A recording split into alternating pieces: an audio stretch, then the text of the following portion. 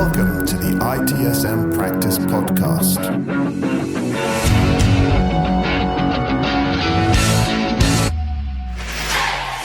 Welcome to the ITSM Practice Podcast. I'm Luigi Ferri. This is not a show about buzzwords. It's a space to slow down and think deeply about what leadership really means in a world that rarely pauses. In IT service management, business continuity, and risk governance, it's easy to focus on frameworks, compliance, and dashboards. But today, I want to take you one level deeper into the assumptions that shape how we define and manage risk, and the silent vulnerabilities we often overlook. Let's begin. Picture this.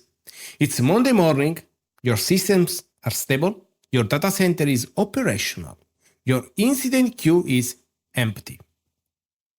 And yet, operations have stopped. Why? Because payroll failed over the weekend, and your workforce didn't receive their salaries. The issue was not technical. It wasn't an attack or a flood. It was a blind spot in your continuity logic. So here is the executive question. Which risks are we ignoring simply because they don't fit the usual categories? Many organizations anchor their continuity planning in structured models, risk registers, threat matrices, asset inventories. And that's good. But it is not sufficient. Because not all disruptions begins with an alert. Some begin in silence, in overlooked processes, underestimated vendors, or single points of human failure. Continuity planning is not just about maintaining uptime. It's about preserving the conditions for trust, performance, and accountability. And that requires seeing beyond what's easily measured.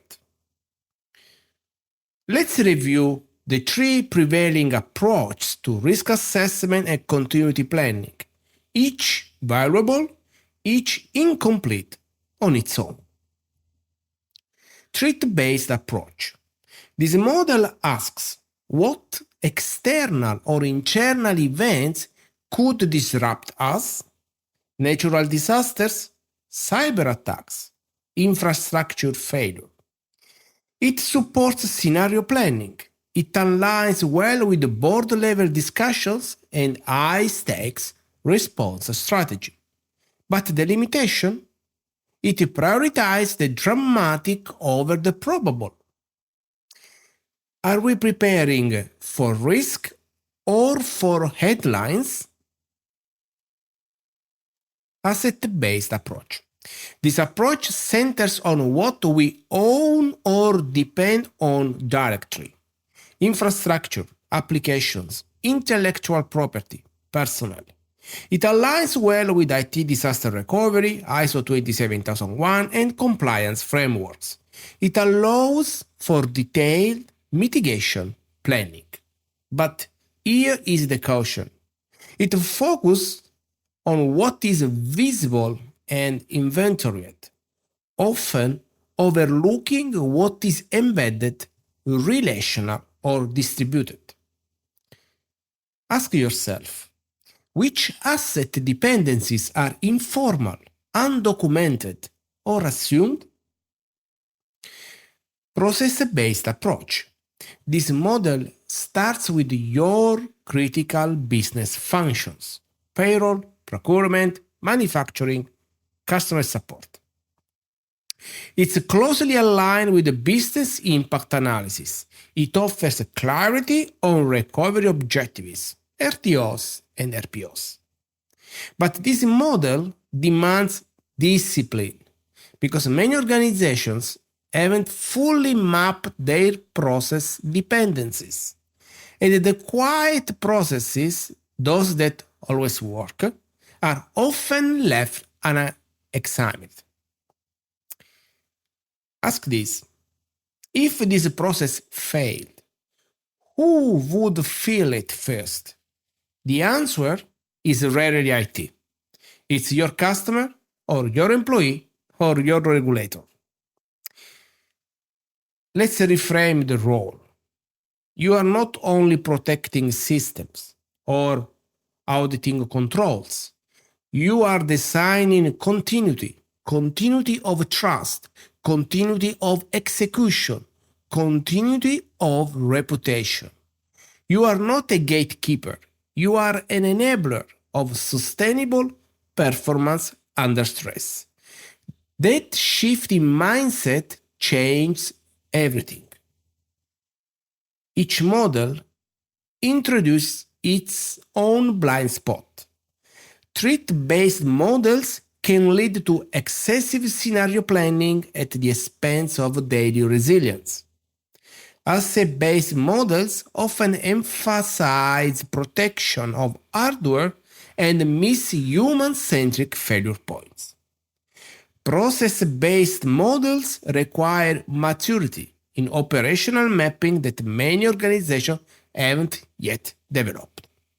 No model is wrong, but no single lens is sufficient. A resilient organization learns to see across all three in parallel intentionally. Let's consolidate. Use the threat-based approach for scenario depth. Use the asset-based approach for targeted mitigation. Use the process-based approach to preserve operational flow. Combined, these models deliver what none of them can offer alone: strategic clarity, operational continuity, and trust that survives disruption. One final prompt for your next leadership meeting. If we lost all tools and budget and could protect only one function, what would it be and why? That discussion will reveal your real priorities and the gaps between your continuity documents and your operational truth. This episode includes links for further reading and implementation examples. You'll find them in the show notes. If it gave you a new way to think, feel free to share it with your team or peers. The ITSM Practice Podcast is here to help you lead more clearly, plan more wisely, and protect what matters. Arrivederci.